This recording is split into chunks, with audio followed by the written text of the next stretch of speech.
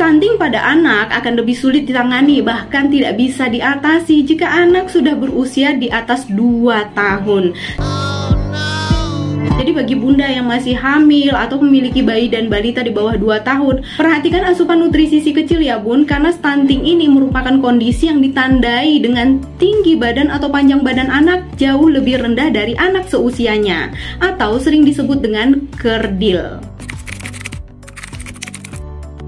Jadi apa penyebab stunting? Nah, stunting ini disebabkan karena anak kekurangan asupan nutrisi dalam waktu yang cukup lama, terutama di 1000 hari pertama kehidupannya, mulai dari masa hamil ya bun sampai usianya 2 tahun. Misalnya pada saat hamil, kebutuhan asupan nutrisi ibu tidak tercukupi dengan baik, atau di usia anak di bawah 2 tahun sering sekali asupan nutrisinya tidak tercukupi atau kurang ya. Pemilihan makanan yang buruk, misalnya anak sering mengkonsumsi makanan-makanan yang tidak sehat atau tidak bergizi, contohnya junk food atau makanan cepat saji, makanan yang diawetkan, makanan olahan, mie instan, dan banyak lagi makanan-makanan yang tidak sehat. Jadi perhatikan ya bun, makanan si kecil terutama di usianya 2 tahun, karena jenis makanan-makanan ini memang bisa mengenyangkan, tapi nutrisi ataupun nilai gizinya kurang. Kalau sekali-sekali boleh, tapi kalau sering jangan. Faktor lain yang bunda juga harus perhatikan adalah karena anak berkali-kali terserang penyakit infeksi,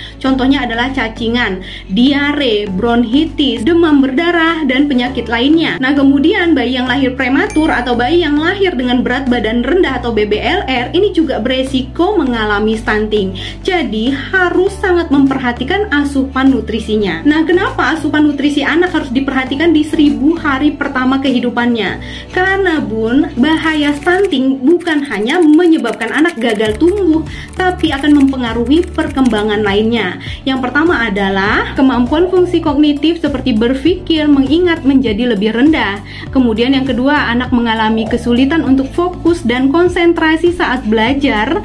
Yang ketiga, rentan mengalami penyakit menular. Yang keempat, kekebalan tubuh menjadi lebih rendah. Dan yang kelima, produktivitas dan performa saat bekerja nanti menjadi lebih rendah.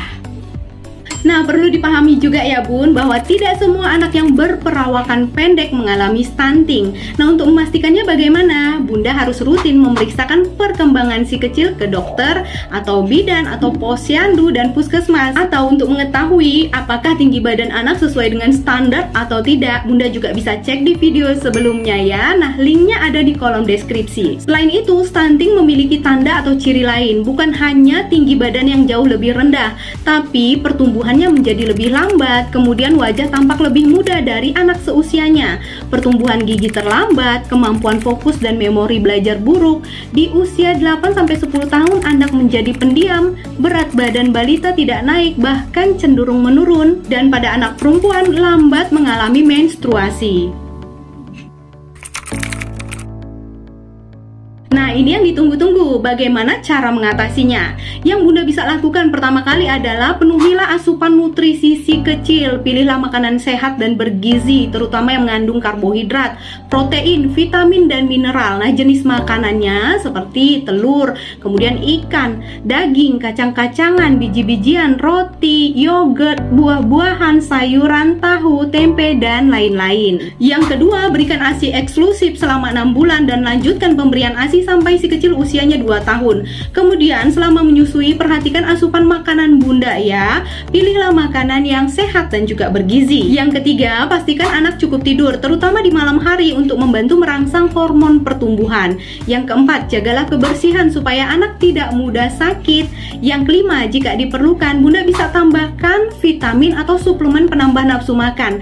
Nah, ini bisa diminta rekomendasinya dari dokter. Nah, ingat ya bun, bahwa stunting ini masih bisa diperbaiki ketika anak masih di bawah 2 tahun. Jika anak sudah di atas 2 tahun akan menjadi lebih sulit dan bunda harus bekerja keras untuk mengatasinya. Bahkan ada yang tidak bisa diatasi sama sekali. Jadi akan lebih baik jika bunda mencegahnya. Nah, ada beberapa cara untuk mencegah stunting yang bunda bisa baca di sini.